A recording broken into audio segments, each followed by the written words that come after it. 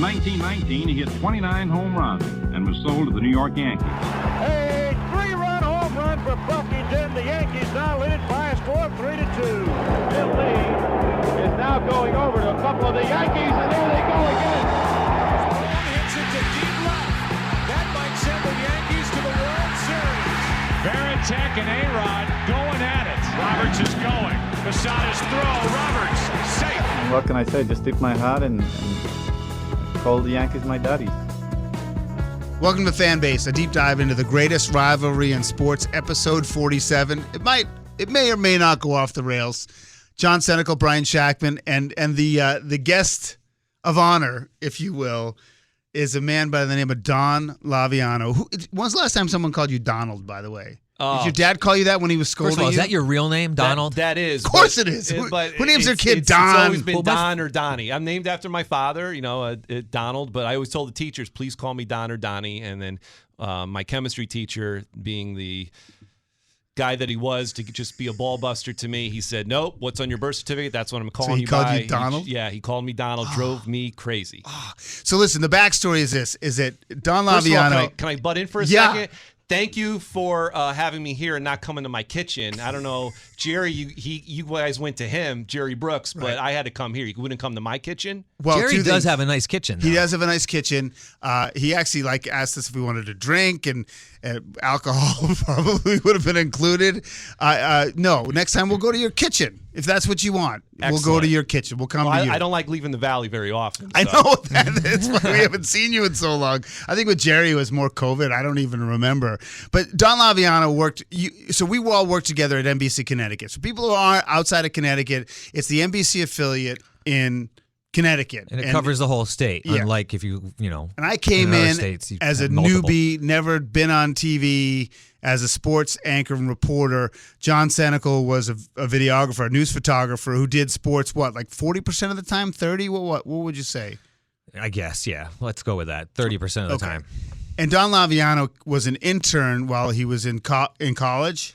I interned with Kevin Nathan in college at UConn. That was when I first met Kevin. Kevin was only there, 30 days when I showed up. And you guys were a team. Yeah, we were a true success story. Don Laviano from intern worked his way up the ranks at NBC Connecticut. A true success story. I interned at Channel 8 first. I was pretty fortunate with Bob Picozzi. Bob Picozzi there, and John Pearson, who was the sports producer there at the time. And they gave me my first TV job, actually. There was a sports producer opening, and I used to bug John all the time. I was like, hey, anything going on? Nah. And I saw him at a Ravens game, New Haven Ravens, because I was the public address announcer there. And I said, hey, John, anything going on? He goes, well, guess what? Something just opened up. And I had no professional sports producing experience outside of my internships. And Noah Finns was the sports director then, and on John, I'm always been very grateful to John. He's one of the people I owe in the business. He kind of put his name out there, said let's hire this guy. I know he can do it. And then you screwed him by going to You worked there for 6 months and left. You left. No, I was there for a couple years, and then Kevin Nathan came a calling and said, hey, there's this opening here. I like to get you in here. And it was another situation, where he just went into the news director and said, this is who I want. This is who I want. I really didn't interview, except the guy met me, the news director, BJ Fennell. And, and then I was there for over 15 years. And, working with Kevin was, to this day, still one of the highlights of my professional career in anything. He's been a mentor, and it was great. And I mean, what a team! All the cool stuff that we got to do. Definitely, you guys know all that as well. It was the highlight working with Kevin. It wasn't the highlight working with me. He can wear a pair of jeans too, Kevin Nathan. K-Nay rocks the jeans as an inside joke that we always like to talk Why did about. he dad jean it or like? No, it was just. He's got a nice butt. We always saw him in his suit, and then he would if he wore jeans, we're like, whoa, Kevin's in jeans. And then I think he took it literally, and I think he spent the whole Olympics in jeans, right? Yeah, he was on Sochi in jeans and every day. Yeah. So listen, we wanted to have you in for two reasons. The first and foremost is that we wanted to catch up with you for a long time. The second is you may be a bigger Yankee fan than John. Yeah, he probably is a bigger Yankee fan than me. Really? I don't know if he has more like clothing apparel than I do. Well, how many items did you have? Well, I think I figured out I had like around 50 shirts and stuff. Shirts and long sleeve and hoodies, and then probably another 10 to 12 like jackets, and then. So I think Donnie confirmed it. Like that's what we need to do with super fans is sort of see what's in their closet because like we didn't even ask him. We didn't even ask you to bring stuff. I know. This is radio, and I came with props. No, my wife was making fun of me. I packed a bag. I wanted to bring more. Packed a bag. And I felt like I was doing too much. But did you make a count? Did you count? I think I'm way under when the T-shirts with John is like hats are included, socks are included, mugs are included. All right, I didn't count apparel. Hats. You gotta say apparel. You can't say everything. I still own every Yankee hat I've ever had from childhood. And how many is that? It's a lot. I mean, a lot of them. I always have the one that I wear when I'm mowing the lawn and stuff. So I have all the sweaty ones, which I can't bear to throw away. I just washed one of them the other day, and I felt like I rejuvenated have you kept like everything that you own? Right? Have you kept basically all the Yankee apparel that you've owned? Yeah, I have a hard time getting rid of it. So I don't get rid of it either. So I keep it, and I keep my kids' stuff that I bought them. Because you think your grandkids are going to wear it someday? Absolutely. I can't get rid of my girl's first Yankee shirts, things you got like her onesie and stuff? Yeah. With a crap stain? Yeah, I mean, my most prized possession is a Yankee item. It's the most prized possession. It's the, what do you run in the house if the house is on fire? What do you grab? I brought it with me. Let's see it. So, it's this. Oh. It's my silver Yankee my cheese starter ball satin jacket. Hold that up over here for the camera. Now that is about as old school as it gets. Is that like Mattingly era? Like how old is that? Oh yeah, this is from high school. I got this. It's a starter jacket from first. So that dates it right there. I think 92? freshman year of high school. So 91, 92? 90. Put it on. 90. Put it on. It's a little short in the sleeves. No way. I'm sure it still fits. Oh my God, that is. I could just picture like a fat Don Zimmer wearing that jacket. Hey, listen, you're doing something right when it fits perfect. Well, it is a little tight. So I when I got this jacket, the starter factory, John, you probably remember this, or maybe you live in Rochester, but it used to be in New Haven. Yep. So you'd be able to go to the New Haven factory, and they would sell. Starter had a factory in New Haven. Yes, and they would sell, like some rejects, some rejects. Well, all the Oakland Raiders jackets. No, like the stitch work was off or something. Maybe a stitch work was off and stuff like that. And the satin jackets, these were it. Yep. And all I wanted was this one, and the one that I'm wearing. They made like an away jersey series, so this is supposed to look like the road jersey, and I loved it. I just fell in love with it. I had to have it. I remember I saved up my pennies, and I bought it, and I literally never took it off. I walked around high school with it. I'd wear it to my baseball games, and I would take it off. It was I slept in it. I literally remember sleeping in it. I wore it to college. I wore it to college so much that when you give people nicknames at parties, you'd be like, oh look, there's that girl, or there's this guy. You had a nickname. You'd be at the cafeteria. I'm at a party. I wasn't wearing it at the time.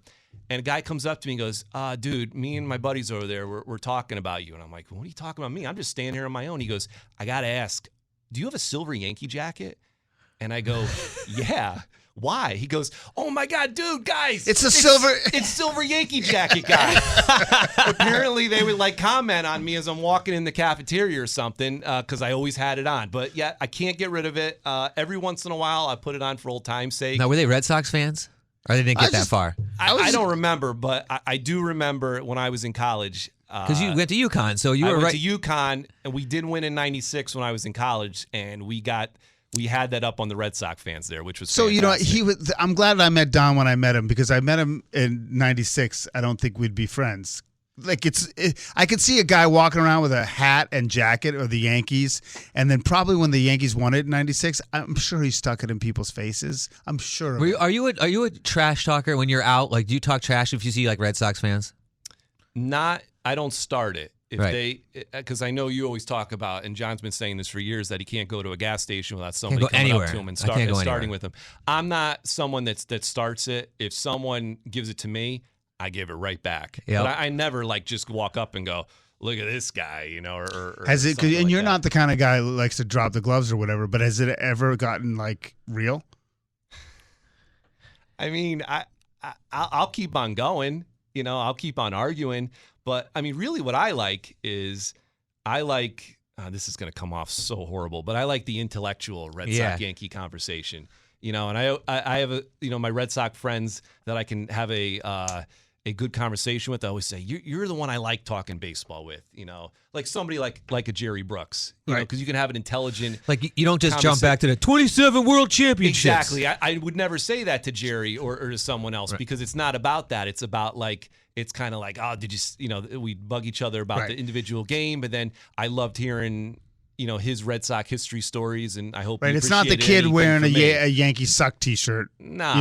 Yeah. The Buck Foston.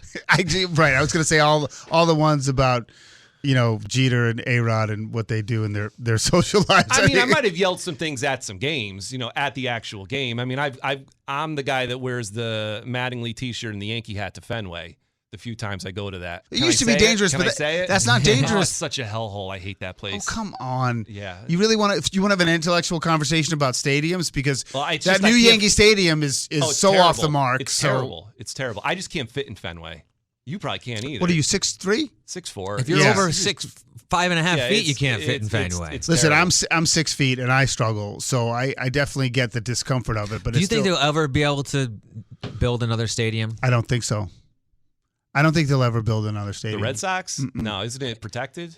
Well, what happened was, remember, if you go back to when John Henry's group bought it, there was this huge movement to save Fenway Park, because everyone assumed that the new owner would build a new park, right? And eventually, I was actually in favor of a new park.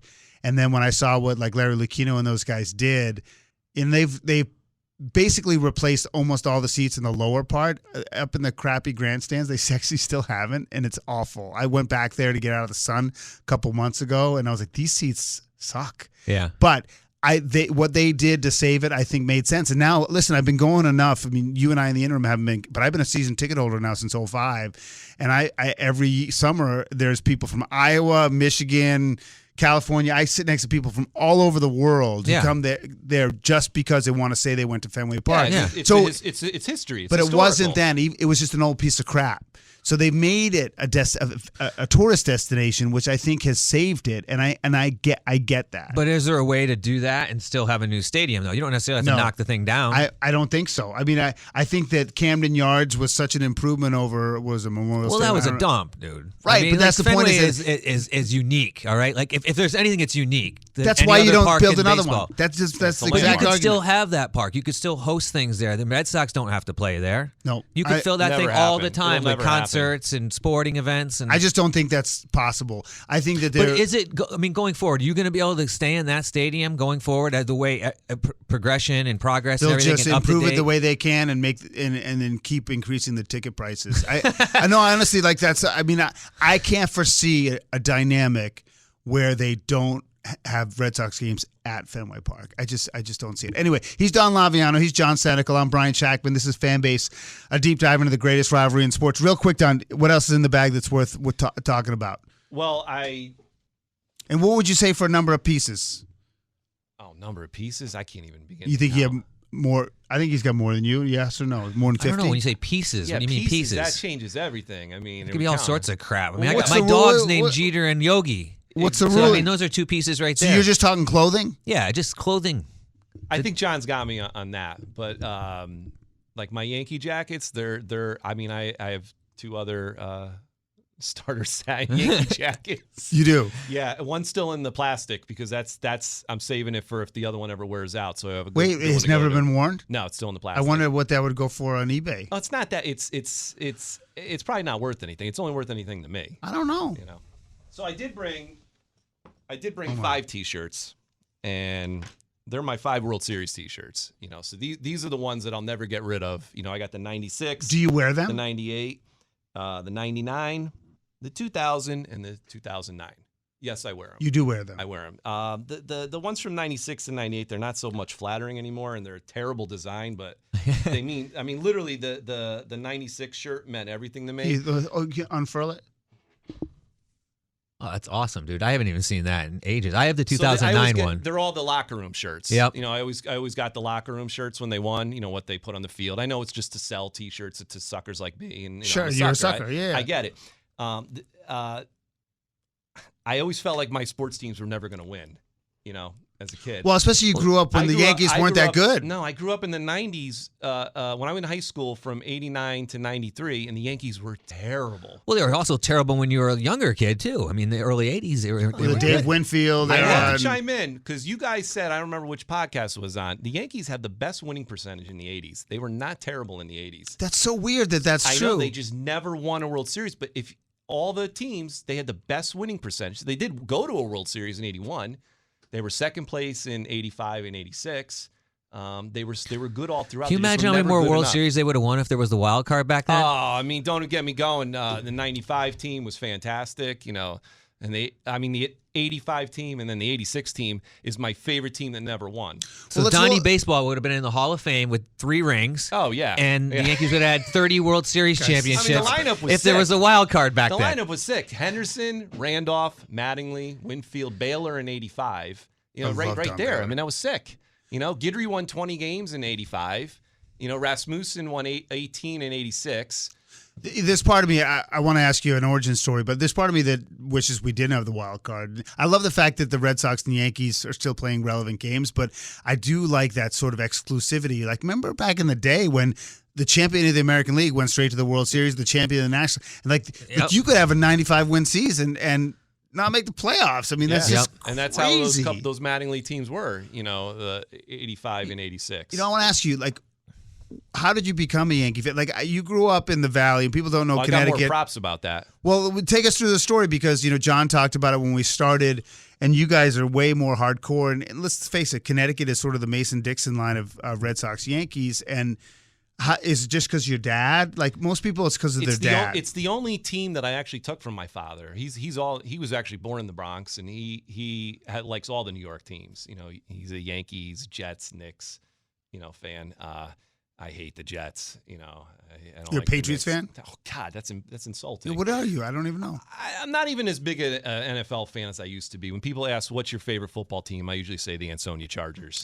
So that's where I go these days. Not a bad team to root for. No. Title town. But anyway, but the Yankees. I was given a Yankee hat when I was really young, and I remember watching games with my dad. And the first player I ever stuck to, and to this day is still my favorite player, is Dave Righetti.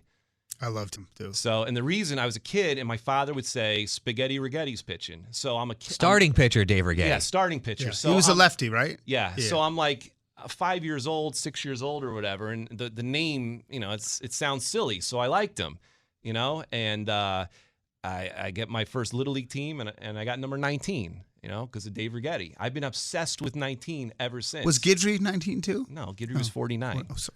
Louisiana Lightning. Yeah. So, I mean, you see I got my old Ansonia shirt on. It's number 19. I have a number 19 belt buckle that I wear. Any tats? You got a 19 tat? No, not a 19 tat. I would like to. He always plays the 19th hole at every golf course. Well, that's for different reasons. And my other most prized possession that I own is my Dave Righetti baseball glove. Autograph Dave Righetti. Well, it's the model. It's not. Yeah. He didn't autograph, but it's the Righetti model glove. And I remember being in Caldor. If you guys remember Caldor, walking through with my mother, and would always going through the sporting goods and just trying on the gloves. And I go, oh my God, there's a Rags model. I can't believe it. And I didn't want to leave without it. I mean, I was like begging. And like, did you throw a tantrum? Do the dishes for a month. No, but like I had to have the glove, and I got it, and I used it for every game, and it's seen some better days, and I've always taken care of it. I keep a ball in it still. So how old were you when you got that? Probably. Oh, I mean, probably this one is I was probably about 9 or 10 years old. Oh wow, okay. Because it wasn't my first glove. It wasn't my first glove.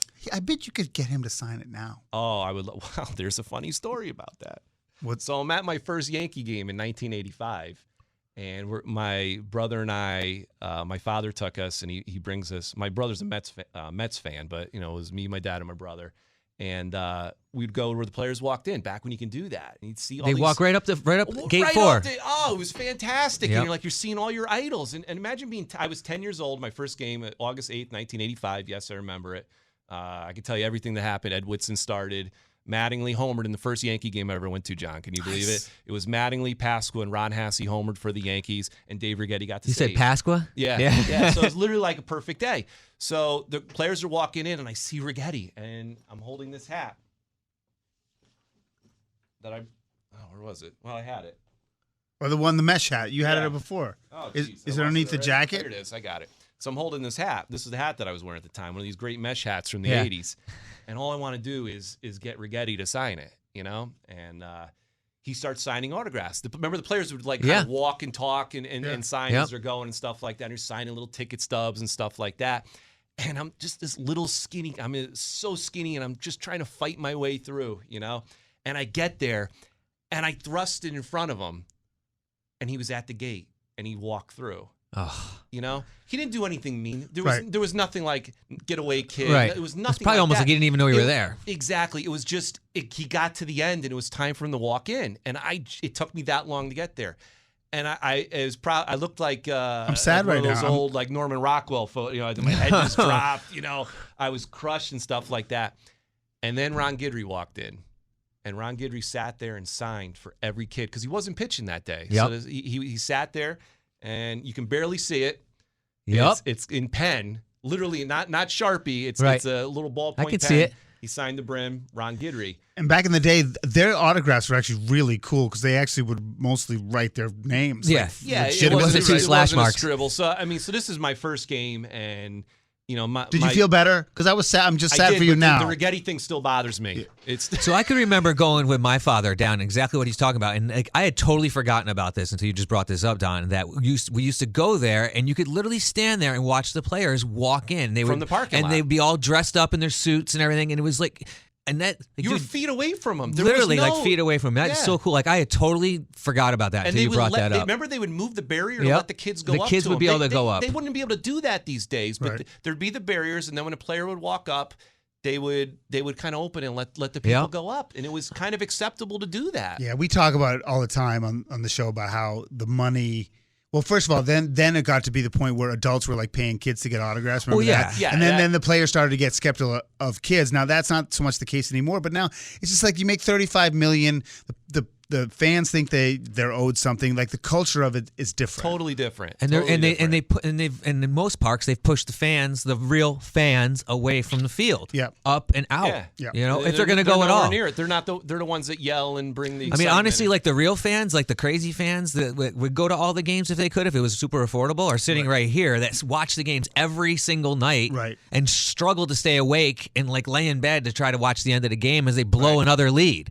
Right. Meanwhile, there are thousands of empty seats in Yankee Stadium because Right. they're too expensive to people to I buy. used to go to games all the time. I can't afford to go to these games. No. So let me ask you: were either of you guys with me when I think it was the Marlins closed out the Yankees and we interviewed Carl Pavano's mom? Were you guys there? That I wasn't on the there, field for but that. It was probably Dan Lee, I bet. I edited it. Don't because give me- because Mrs. Pavano was like on the field at Yankee Stadium celebrating and like saying all this mean crap about the Yankees. So we're literally going from my favorite to my least favorite. Like you literally did that transition from Dave Righetti is my favorite Yankee of all time. to your least favorite. My least. Now, isn't it- I is it don't Southington's hesitate. own It's Carl Pavano? Pavano is my least favorite Yankee. Was he your least favorite before he played there? No, I wanted Okay. him to come Oh, you did. because after 03, I said this makes the most sense. He was a Yankee fan growing up. Get the big guy. Right. Get the big guy. I was in high school. I was playing baseball the same time he was playing, and this is before the internet. So we'd be playing ball, and you'd be hearing like, oh, the big kid from Southington's pitching Yeah. tonight. You have to be Nobody the- knew the name, Right. But because there wasn't that same like recruiting type Right. thing back then and stuff. So I was like, get the big guy. Yeah. I remember me and you talked about it, and we then, talked about that with Rico Bronya. and No then he one was even know who he terrible. was. Don't knock Rico. He No, was I know. terrible. And to this day, there's only been one baseball player that Derek Jeter has called out negatively. And it's him. Carl Pavano. Is that true? That's it. What did he say? He basically said like, well, if our pitcher ever comes to play, remember that? Yeah, something. He it never was right calls after out anybody. Yeah. But he had it with him. He had it with him. Didn't he get in a car accident in like the parking lot and broke his rib or something like that? Yeah, so Jeter had it with him. I just remember his mom just being so ruthless about the Yankees and gloating, and I was like, she just reminded me Over of the top. She reminded me of that woman, that TV reporter who was stomping on the grapes and then fell over. Like that's what Bob reminded me. Anyway, we have so much to talk about in so little time. I did want to ask you about. We talked last week about the Jeter, Hall of Fame stuff, and we both John and I were struck. We saw you put it out on social media. You had a picture this year with what is it? Pettit, Jeter, Posada, and Tino. Yeah, everyone but Mariano. Like, right? Well, you're going to go down the core four argument, which I'm not. I don't necessarily agree with. I hate the term the core four. Okay, when we don't have to do it, just I want to know how the heck you got in that photo and what it was like to be in that photo. So, I mean, we talked. Listen, guys, I've been blessed. I had the opportunity to interview 1,000 athletes. You know, through your job as sports producer. Yeah, I mean, There's a big difference between interviewing athletes and then when there's no cameras around and standing near them and talking to them. I've gotten to interview, the people that I've looked up to, admired as kids. I got to interview Dan Marino, who was one of my favorite athletes as a kid. Walter Camp Award, Dan Marino? No, was he at the Walter Camp dinner? No, he was when he was filming the Nutrisystem commercial at Rentschler Field. It wasn't the gloves? It wasn't the isotoners? No, I asked him about that. So do you remember the Joe Namath video when he was smacking Alex Boyer in the butt live on camera? Do you remember that? Yes. That was hilarious. He was drunk in the morning, as always, at that kids' youth sports camp, and he started cracking him in the butt on live camera. That was one of the funniest things ever. That's Joe Namath for you, Broadway Joe. No, but what was it like to be? So Derek Jeter was always my white whale. We used to put in interview requests for him. We tried to get him when he was going for 3,000 hits the year he. And we're Connecticut, so we don't mean anything to them. Yeah, it was only national stuff, and it was tough. So there was no Connecticut angle on Derek Jeter. Like if there was, trust me. Yeah, we would have been all over. We would have found it. We would have found it. And usually there always is a Connecticut angle. So he had his. I got to go to his charity golf tournament for the Turn 2 Foundation, and this year it was called the Inauguration Invitational. It was raising money. And where is this, in New York? Somewhere in New York? Yeah, it was in New York. A fancy golf club. I can't even remember the town it was in, but it was private. It was exclusive, and there was only like 18 foursomes playing. This is not just everybody, and Jeter's there, and then. Those other Yankees were there. Those were his closest friends and stuff like that were still associated. So how do you wind up talking to these guys? How do you wind up in a picture with these four? So I was there for work. We were a sponsor, and so Jeter was going around saying hello to everybody. I was like, I'm not blowing this. Right. I go. You got to be aggressive. I actually went in. I had things I wanted to say to all of them. I knew exactly where I was going with every single one of them and stuff like that. And all of a sudden, sports journalist Donny goes out the window, and 12-year-old Donny just shows up, and it's just like fanboy. I'm like, and I never got tongue-tied with any of these other people and stuff. It never bothered me. It was just what I did, and I enjoyed it and was used to it. But man, I was like, these are my guys. These are my guys. Anyone associated with the 96 team, John, I need to tell you, they're my guys. Yep. And they will always hold a special place in my heart. When I talk with my friends, when we're talking Yankees, it always goes back to 96. Always does. But do you go up and you say, can I get a picture with you? Is that as simple as I go up to him, I said, Derek, I said, I'm a huge fan. He's never heard that one. I know. I did all that, and what I was able to, the thing that I was able to engage him with that he didn't hear before, I said, just so you know, I was 7-0 at playoff games that I attended.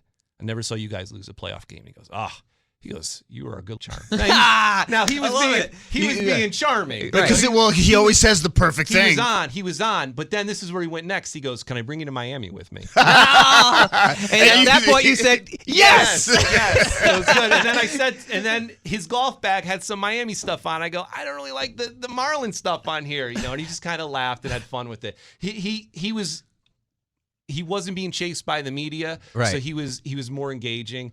And he would come by a couple times and stuff like that, and he engaged me a bunch of times. I asked him, I said, Derek, would it be all right if I got a picture? And he was like, he was very cool with it.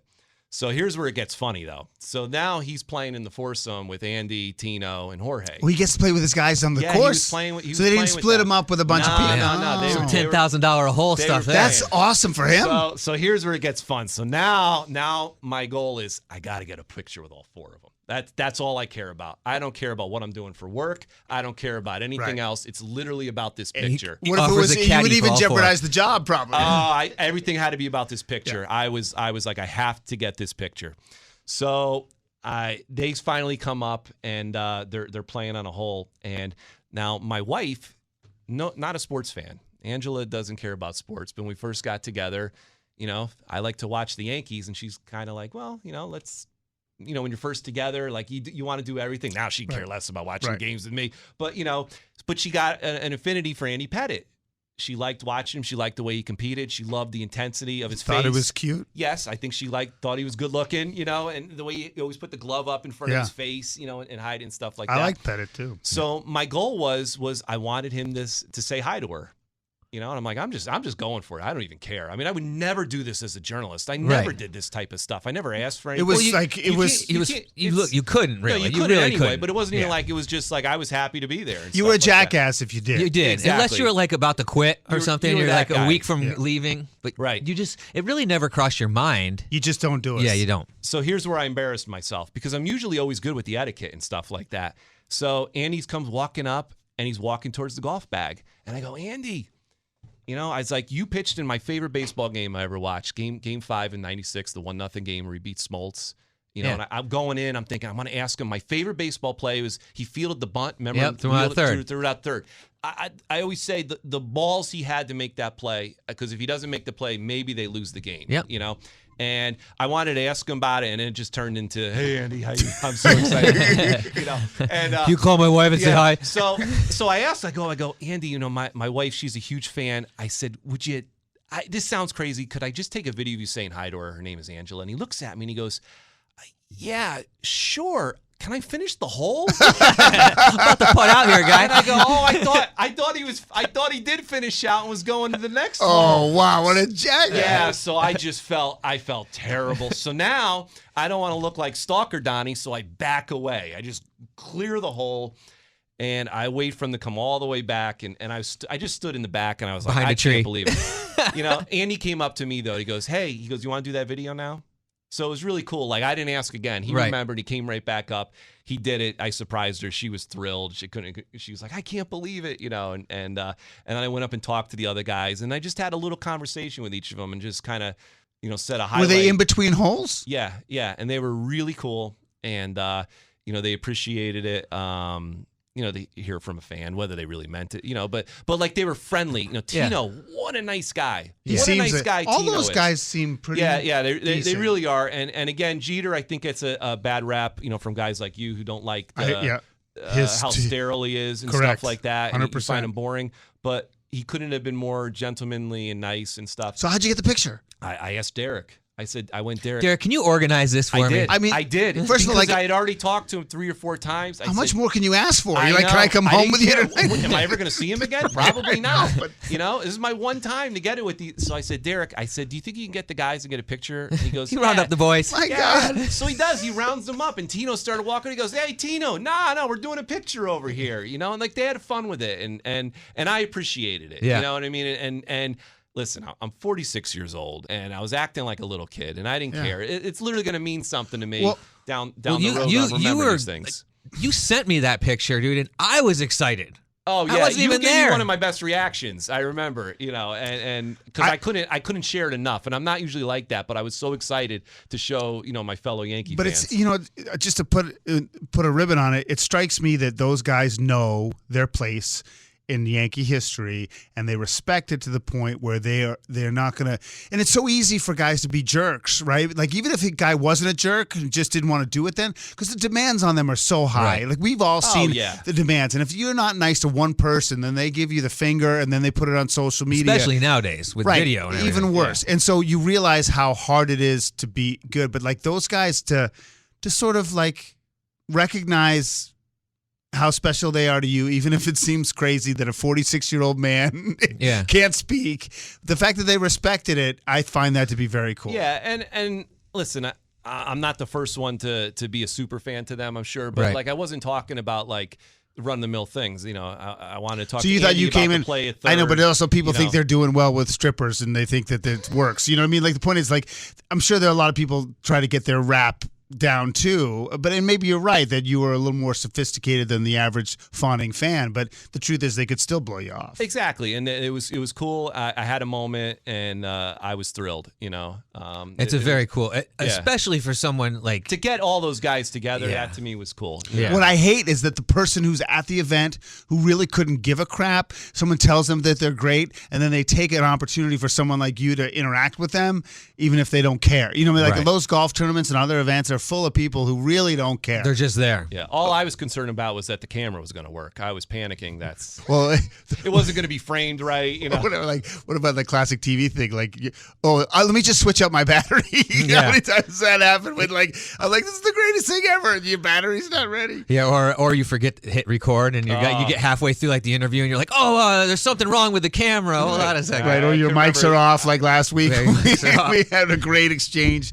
All right, he's Don Laviano. He's John Senecal. I'm Brian Shackman. This is Fan Base, a deep dive into the greatest rivalry in sports, the Don Laviano episode, which is number 47, which was it's just nice to reconnect, to be honest. Oh, yeah. And I love, even though, we didn't always see eye to eye in the sports department. No, Brian and I, sometimes we would get a little heated. But it's hard. Like the producer, we used to have tapes and like Sunday Sports Replay, which is our Sunday night recap. We used to have like 40 plus tapes. Oh yeah, for a show, which is sticking them in that stupid metal container. Oh my God, the down rack. Yeah. And if eventually Don gave it to Scott Krevitt, we won't get into all that stuff. Well, I remember. I brought this up earlier. Do you remember what our biggest fight was about? I don't. So Brian thought. See, I always fall into the simplistic thing, John. Like editing and things like that. He wanted everything covered. He wanted. He didn't want to see a talking head. He thought everything needed to be covered. He thought it was being lazy. Yeah, he didn't cover everything. If we didn't. He was afraid of being, I think Brian was always afraid because he was new to the business of being accused of being lazy. Probably true. Because he wanted to come off, he was a hard worker, which he was. And he was like, I don't think we covered enough of that video. We didn't put enough B-roll or video highlights over the interview. I'm like, no, I want to see the person talking. I want to see and we're sitting there arguing about it. He goes, you're just being lazy. I am not being lazy. We're literally going back and forth about it. And I'm like, no, this is how it is. Sorry. And then it didn't air. And then it didn't air because of weather, so it didn't matter anyways. Yeah. Right, and Bob Connors comes down and says, I'm cutting 45 seconds. Yeah. Sorry. You guys hate each other now. It It doesn't matter. Well, I will tell you that if people don't know what we did, in the old building, there was the sports department was in the back in the basement. Like you had to go down steps. And nobody I used to bring my dog in on weekends at some point. You wouldn't even know it's there. Right. Nobody told the difference. And we were our own little enclave, and we had certain shooters, that work well with us. And I only did it for only less than a year and a half, believe it or not. And I will tell you two things. One, Kevin Nathan, who he and I didn't see eye to eye on some things too, but he couldn't have been a better mentor, a work ethic precedent setter, a teacher. And for Don, who had already done a little more TV than me, it just was great to feel like you were, and we had our moments, but that you were sort of had this common goal. Yeah. And even though we were a little crappy Connecticut or whatever, we try to put on a product that was as good as Boston or New York. It was very team oriented. I mean, we all came from sports backgrounds, so we all had that feeling of we really cared about it. Yeah, and you got to care, and there's passion. I know we're getting long here, but I want you to mention one thing. So you had a huge debut on TV, right? And it was a forced debut, right? Can you just tell us real quick about that? And I want to remember, what was the big bang phrase that you used? Boom goes the dynamite. No, it wasn't boom goes the dynamite. So real quick, how'd it happen? It was because Brian got married.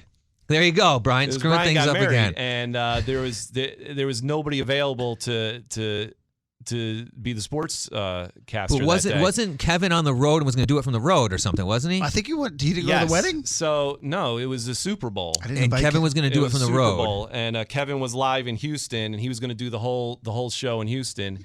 And I was the backup, and technical difficulties. I was. That was always a goal, was to be an on-air person. Used to do air checks. Listen. This is Super Bowl. It never worked out for me. This is Super Bowl night, right? This isn't a Tuesday afternoon in freaking December. So it was the Patriots Carolina. It was the Patriots and the Pats Panthers. are in the Super Bowl. Yeah, and the Pats are. So it's our obvious lead story. Kevin's live from Houston. Is it on NBC? Please tell me it's on NBC. I don't remember. I don't think they have the NFL. No, I don't think so.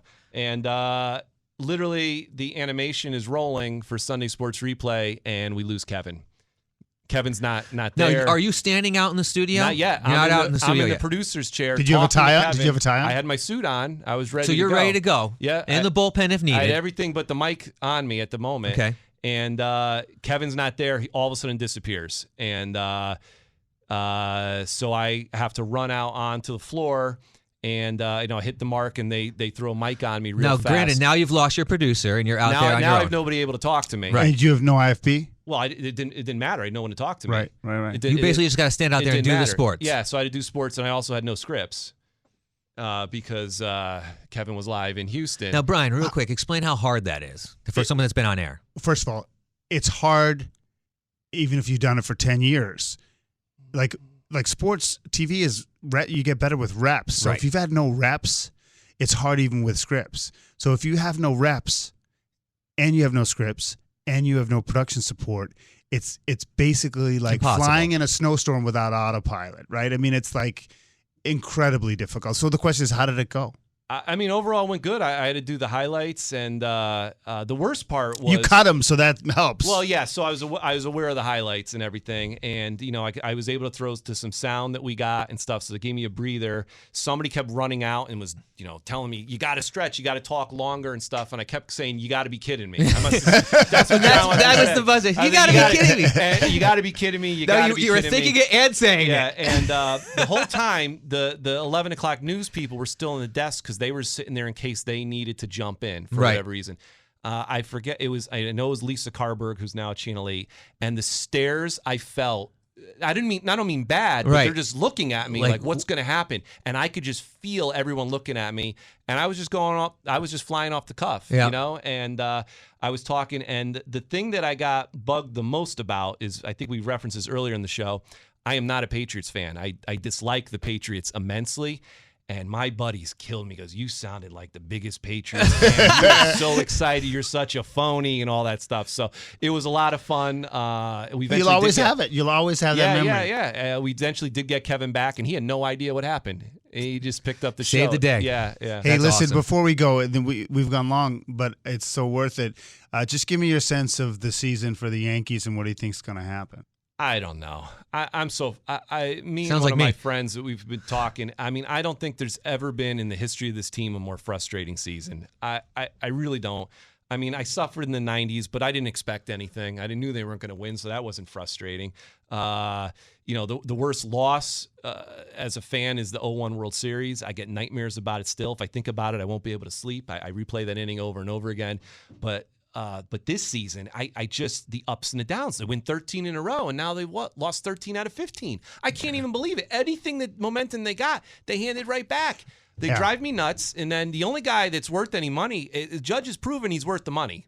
He's proven it. Yeah, now he's got doing dizzy everything. spells. And now he's falling down. He's rubbing his eyes. I don't know. And then Stanton showed some life last night. I know we don't want to be too topical on a specific game, but him and the Lindor, they got their Stanton thing has last been night. a good surprise for us. You know what? I'm not going to knock him. The guy, I think the guy cares, and I've been hard on him. Yeah. I've been a detractor. I haven't liked him.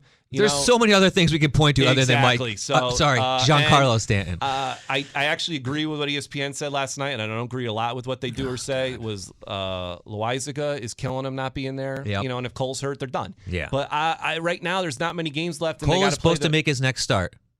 Well, I mean, nobody would have expected that they were going to win 13 in a row. No, and after that, I was convinced that they were kind of going to roll. In fact, when we had Matt Soroy's on, who is a producer at TIC 1080 here at our station, he was like, I'm not writing them off to win the division. And that was like at the peak of that streak. They were only 4 back. It was possible. And now, forget it. Now it's...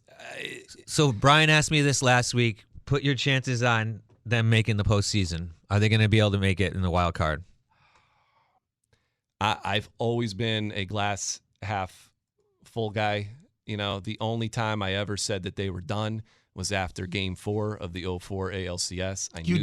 I knew it was over. I said it to everybody there at NBC that night. I said, "Series is over. Yanks just lost this." No way. Yep, I said it to everybody. I knew it. I saw the look in the Red Sox team and the look in the Yankee team, and they were two different teams going two different directions. That's stunning. And that's to me. that's how baseball can happen too. I know, but Yeah. I mean, I've never heard that. Yeah. That's No. stunning. I said it, and then it was confirmed on Game 5, and then they were done. Yeah, they were done. totally right. They were done. But I'm gonna say that they find a way to squeak in, because I don't see the. And Brian and I think they're a one and done. Like the Yankees or Red Sox, if they make it, they're not going any further than that first game. So one goes for. Well, they would play Yeah. Tampa, They'd play Tampa. and They're not gonna go I don't past know that. what Tampa has in their water, but they just have this. Yankees can't get over Tampa. Neither can Boston. And the thing is, it's weird that this team has this confidence. That's just, it's kind of insane. Well, the best team in baseball now is the Blue Jays right now, going at this point, and the freaking Giants still. I mean, they just keep winning. I love the Giants. I'm into that. I love Yastrzemski being on that team. Unreal. And I interviewed him. Mike? Yeah, when he was at a great kid when he was with the Connecticut Tigers. Was that the team in Norwich? Or? Yeah, that was the Norwich team. Yeah. So was that when they were actually affiliated? Were they a double-A with team? the Tigers. They were the double-A team or No, they single were A? single Single-A with the team of the Tigers. That was when he Tigers. first got drafted. Yeah. Yeah, because he's older. That's right. I love his story of the fact, and his teammates love him, and it took him years and years and years to get there. He strikes out a ton, but I really look at the box score. I'm not a box He score doesn't guy. strike out more than Joey Gallo, so that's all that That's matters. true. But it's one box score. I check the Giants box score every day, and I know with Chris Bryant getting there, he's gotten fewer at bats. But I mean, I'll tell you what I like to see is a playoff to get into the playoff. Oh God, more teams. A one game to get into the one game. Like the NCAA basketball tournament. Yeah. Oh yeah. But what if all three yeah. of them are tied? Oh, yeah. Then Like a play-in game to play in. Yeah, they don't have the Yankees don't have any tiebreakers. I don't think. I think Toronto's good. Listen, we got to go. But Cole Toronto's can't start all three. Toronto's a good for baseball team. Like I'm not sure the Red Sox are good for baseball. I'm not sure the Yankees are good for baseball. They do have George but Springer, Connecticut. Toronto's good for baseball. It's just got a bunch of dudes. Got a couple sons of former great players. I want Vladdy to win the Triple Crown. That's all I want. Right now. That was sneaky. You said how close he is on average. Yeah, he's right there. Idea. He's right there in everything. Donnie, any batting average matters? Yeah. Do you have any final thoughts? Oh, first of all, I just want to really thank you guys. This was a thrill. Like I talked about not being able to sleep thinking about the 01 World Series, but I couldn't sleep last night. I was so excited to come in here, talk about what I'm passionate with some old friends. I mean, this has really been a thrill, and I genuinely thank you for having me on, and I hope we can do it again sometime. Take that, Jerry Brooks. Yeah. We're going to his kitchen, and he was way nicer. Yep. All right, that's episode 47. Of course, enjoy us, whether it's on YouTube and you see the video version, Odyssey, or wherever you listen to your podcast. Thank you for listening, as always.